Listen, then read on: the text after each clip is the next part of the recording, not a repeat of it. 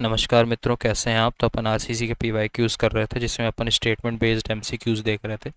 तो आज अपन आगे के एमसीक्यूज़ देखेंगे। ठीक है।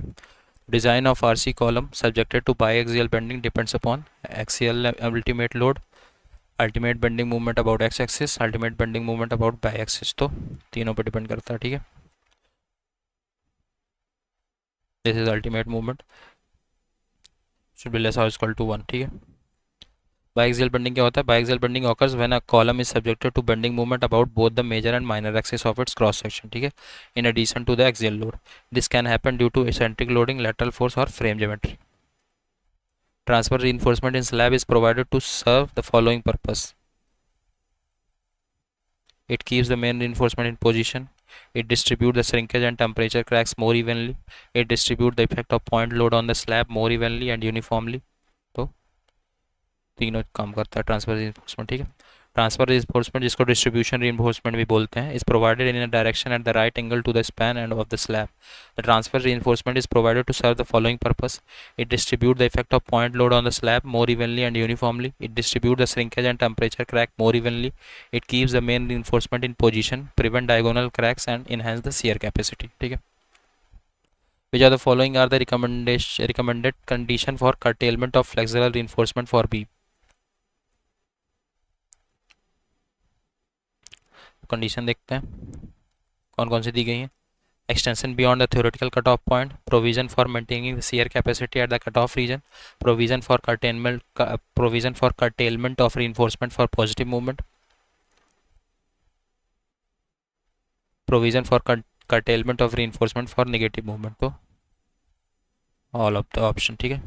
curtailment of tension reinforcement in flexural member देखें तो किस पे डिपेंड करता है? Condition for curtailment of flexural reinforcement of beams किस पे डिपेंड करता है देखते हैं। Extension beyond the theoretical cutoff point पे डिपेंड करता है।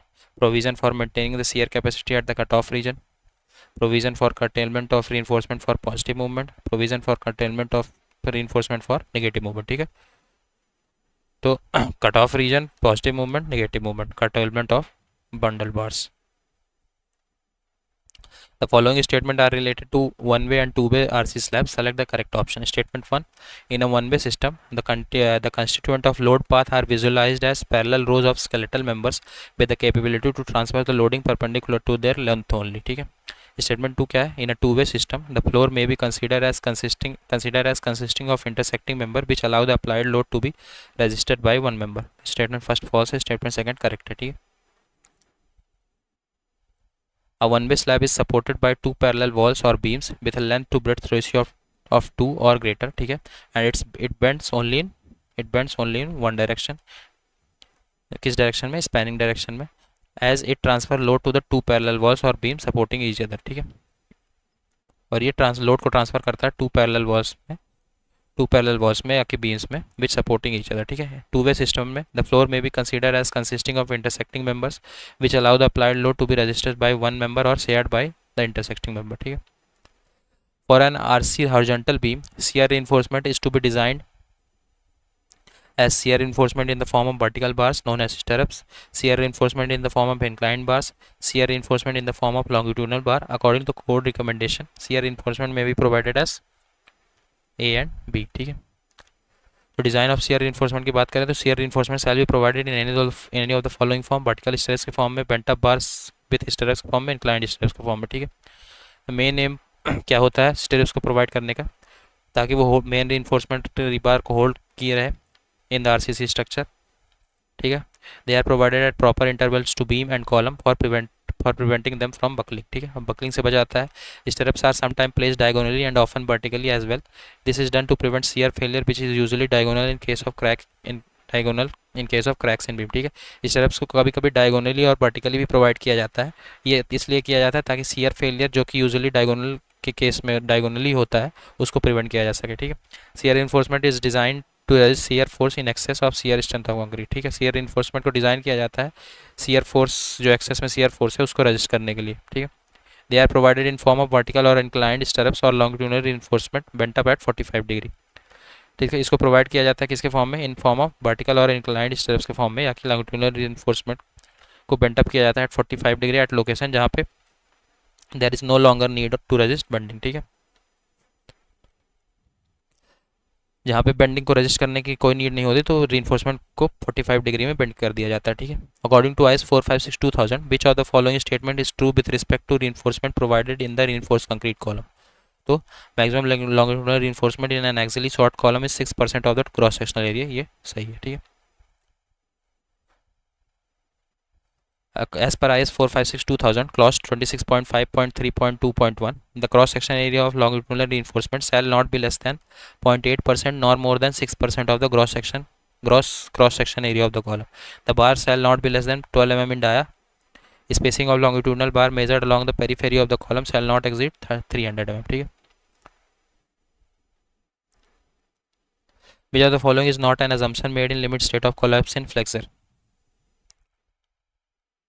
तो this one, the compressive strength of concrete is ignored. assumptions limit state के ये अपन ने पहले भी देख चुके हैं इसके assumption.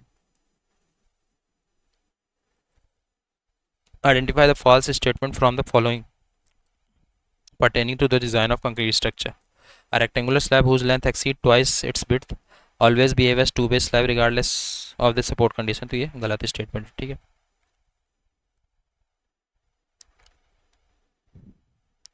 When simply supported slab do not have adequate provision to resist torsion at corners and to prevent the corners from lifting, the maximum bending moment maximum moment per unit width are given by the following equation, ठीक है। जब simply supported slab के पास कोई adequate provision नहीं होता torsion को, जो corner पे टॉर्जन होता है उसको रेजिस्ट करने के लिए और कॉर्नर्स को लिफ्ट होने से प्रिवेंट करने के लिए, तब maximum moment per unit width दिया जाता है कुछ फॉलोइंग इक्वेशन उसके हिसाब से, M X alpha X W L X square M by alpha by W L X square, ठीक है। डेड लोड ऑफ स्टेयर की बात करें तो क्या होता है, the dead load includes own weight of steps, own weight of waste slab and surface finishes on the step and on the soffit, ठीक है। तो डेड लोड क्या क्या इंक्लूड करता है, स्टेप्स का ओन वेट, वेस्ट स्लैब का own wait और सरफेस का own wait, finishes of the steps or on the soffit. The assumption plane section normal to the axis remains plane after bending means strain is the proportional to the distance from the neutral axis. This assumption is used in the working stress method and limit state method of design, ठीक है। Which of the following statement pertaining to providing lateral reinforcement in reinforced cement concrete? Statement 1 क्या है, the purpose of providing lateral ties in a short RCC column is to increase the load carrying capacity of column. Statement 2 क्या है, it is not mandatory to provide lateral reinforcement in RCC column. तो दोनों statement false. Short columns with lateral ties की बात करें तो lateral ties is used mainly to avoid buckling of the longitudinal bars, ठीक है। To provide resistance against shear and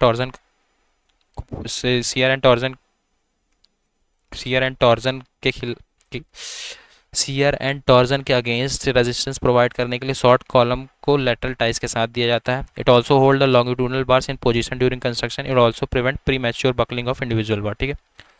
among the assumption on which the design of reinforced concrete structure is done based on limit state of collapse, identify the incorrect on the form of given options. Stress strain curve of concrete is assumed to follow a linear variation, ये गलत है, ठीक है। ये limit state of collapse के assumptions, the tensile strength of concrete is ignored. Relationship between compressive stress distribution in concrete and the strain in concrete may be assumed to be rectangle, trapezoid, parabola or any other shape which result in the prediction of strength in substantial agreement with the result of test.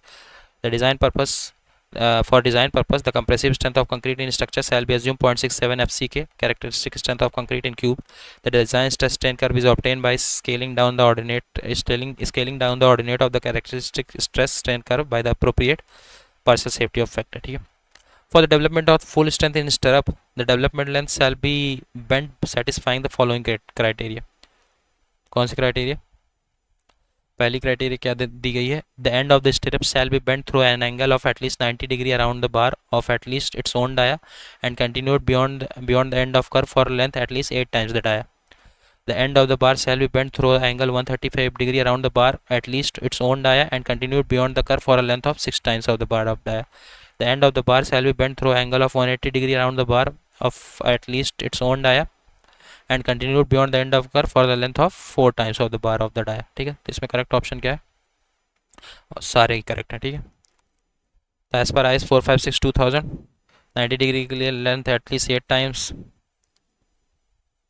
135 के लिए length at least 6 times, 180 के लिए length at least 4 times, तीनों सही है, ठीक है। Statement 1, in a partial factor of safety based partial factor of safety based design format, the design capacity is defined by considering the corresponding partial factor of safety. Statement 2, the partial safety factor are associated with inherent and modeling uncertainties. इसमें both statement 1 and 2 are individually true and statement 2 is the correct explanation of statement 1, ठीक है।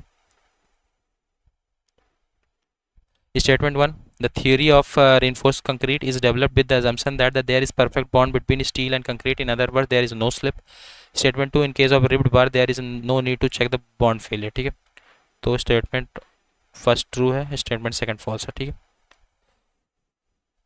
In case of ribbed bars there is needed to check the bond failures, ठीक है। Which of the following is not a principal category of tensioning steel in pre stress concrete?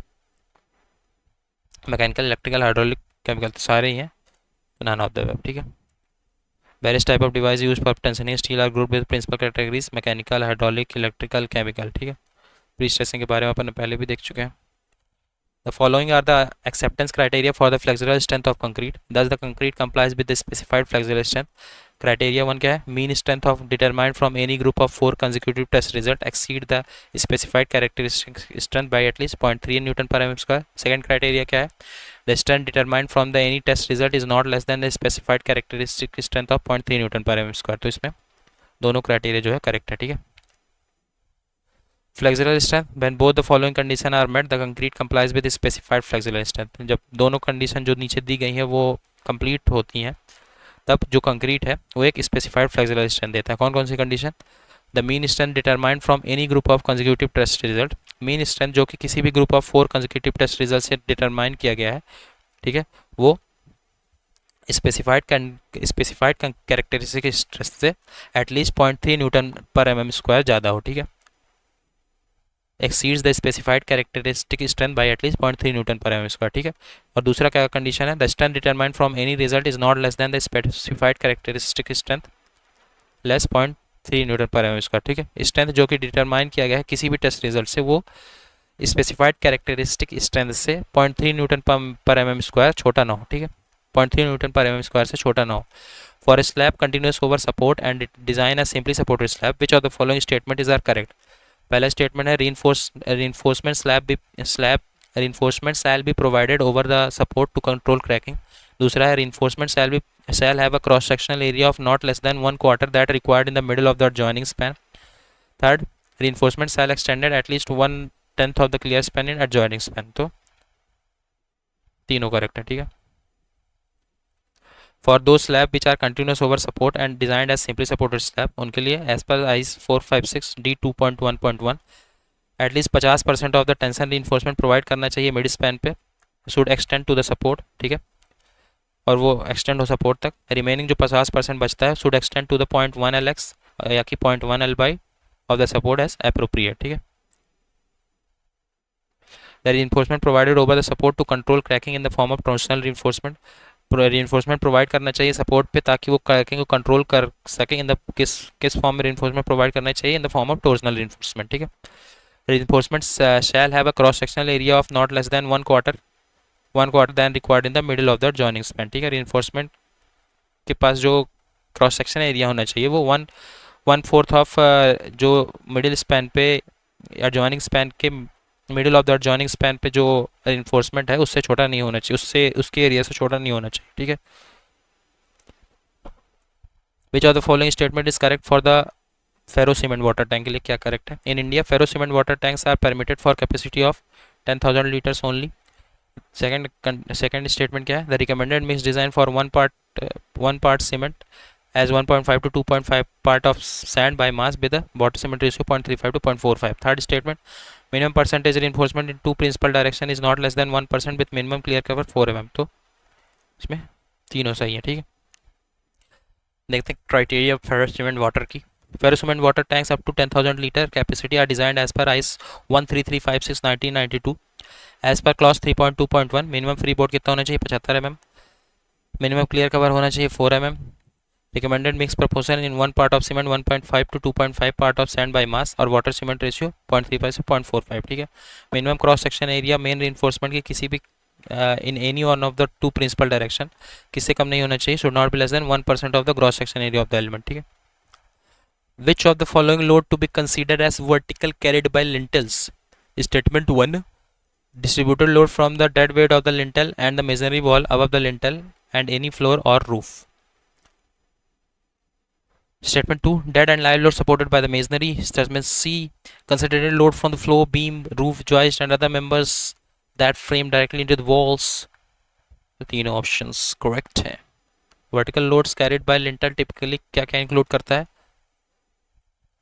Distributed loads from the dead weight of lintel and masonry wall above the lintel, any floor or roof load, dead and live load supported by the masonry, concentrated load from the floor beam, roof joist and other member which frame directly into the wall, load transferred from the floor or the roof supported by the wall over lintel, ठीक है। ये सब vertical loads में होता है, ठीक है, include होता है vertical loads carried by lintel. Which of the following statement is are correct for RCC ball designed as per IS 456-2000? Minimum thickness of ball shall be 110 mm. The ratio of effective height to the thickness shall not exceed 25 mm. So neither one neither two. RCC ball design as per IS 456-2000 clause 32.1 32.2.3 minimum thickness of ball shall be 100 mm होना चाहिए, ठीक है। वहाँ पे 110 mm दिया था। Ratio of effective height to thickness 30 से ज़्यादा नहीं होना चाहिए। Design of wall shall take account on the actual eccentricity of vertical force surface to a minimum value 0.05 t, ठीक है। Which are the following deterioration occur due to corrosion की वजह से कौन सा डिटीरिएशन होता है? Spalling of concrete cover, spalling at edges, swelling of concrete, तीनों होता है, ठीक है। और क्या होता है? Corrosion of embedded steel, cracks parallel to the reinforcement, dislocation, internal cracking and reduction in area of steel reinforcement, ठीक है।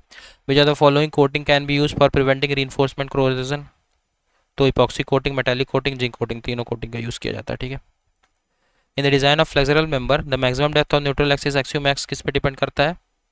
Characteristic yield strength of steel F by पे और modulus of elasticity of steel E S, दोनों पर depend करता है, ठीक है। As per working stress method of RCC design, the neutral axis depth factor of a balance section depends upon, किस पे डिपेंड करता है? Neutral axis. Grade of concrete, permissible tensile steel, percentage of steel किस पे depend करता है? सिर्फ permissible tensile stress in steel पे, ठीक है। Read the following statement. Statement 1, under reinforcement section is one in which the area of tension steel is such that the ultimate state is approached, the yield strain is reached in the steel before the ultimate compressive strain is reached in extreme five. तो गलत statement है, ठीक है। Okay wait, अच्छे से पढ़ने दो। Under reinforce section है, बैलेंस सेक्शन नहीं है, ठीक है। आई थॉट बैलेंस सेक्शन है। is one in which the area of tension steel is such that as the ultimate steel is approached the yield strain is reached in steel। yield strain under reinforcement में जो yield strain steel में होता है वो पहले reached हो जाता है अल्टीमेट कंप्रेसिव स्ट्रेन के पहले, ठीक है। Before the ultimate compressive strain is reached in the extreme fibre of the concrete, ठीक है। स्टेटमेंट 2 क्या है? ओवर reinforcement की बात की गई, तो इसमें जो अल्टीमेट स्ट्रेस है कंक्रीट को पहले रीच कर जाएगा। is one in which the area of tensile steel is such that at the ultimate state the ultimate compressive stress in concrete is reached, however the tensile strain in reinforcement steel is less than the yield strain, ठीक है। तो दोनों statement correct होगा। यार under reinforced section और over reinforced section की बातें हैं। Distribution reinforcement in simply supported slab is provided to distribute temperature stress, ingress stress, क्या डिस्ट्रीब्यूट करने के लिए? तीनों डिस्ट्रीब्यूट करता है, ठीक है। Distribution steel is mainly provided on the top of the main bar, hence placed in longer span direction. The main purpose of providing distribution steel are used to hold the slab on either way and to resist the crack and shear stress developed at the top. It is also helped to take care of temperature stress and shrinkage or stress due to live load. As per IS 456-2000 recommendation, identify incorrect statement with respect to pitch of transverse reinforcement. Pitch of transfer shall be more than 12 times, ये incorrect है, ठीक है। Pitch की बात करें, pitch and dia of lateral ties. Pitch क्या होता है? The maximum pitch of transfer reinforcement shall be large, इनमें से जो मिनिमम होगा वही होगा मैक्सिमम पिच, ठीक है, minimum. least lateral dimension of compression member 16 times the smallest dia of the longitudinal reinforcement bar to be tied, pitch of transfer reinforcement shall not be more than 300 mm, ठीक है, इनमें से जो minimum होगा. Which of the following statement is the correct? The factor of safety is applied to the stress values only. Actual stress developed due to the actual working load.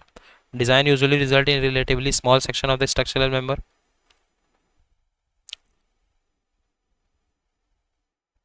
तो first and second बस correct, ठीक है. ये conditions है working stress method की. Consider the following statement. Under reinforcement section is the section in which steel provided is less than required. Over reinforcement section steel provided more than required. Over reinforced section steel reaches permissible value before the concrete reaches permissible. You thought is wrong. So 1 and 2 only is correct, ठीक है. Select the incorrect statement. There are multiple load path in one base slab, ये गलत है, ठीक है. Rectangular slab are supported only on two opposite sides by unyielding support and are uniformly loaded along the direction parallel, not the multiple direction to the support are one base slab. The design of wall supported two base slab is similar to one base slab. Primarily the one base slab deforms in one direction, ठीक है. Two base slab deforms in two mutually perpendicular direction. अब कुछ थोड़े से assertion और reason वाले MCQs उनको भी देख लेते हैं लगे हाथ, ठीक है. As per IS 456-2000 regarding thickness of edge of footing, consider the following assertion. Assertion 1 है, in reinforced concrete footing the thickness of edge shall not be less than 150 mm or footing.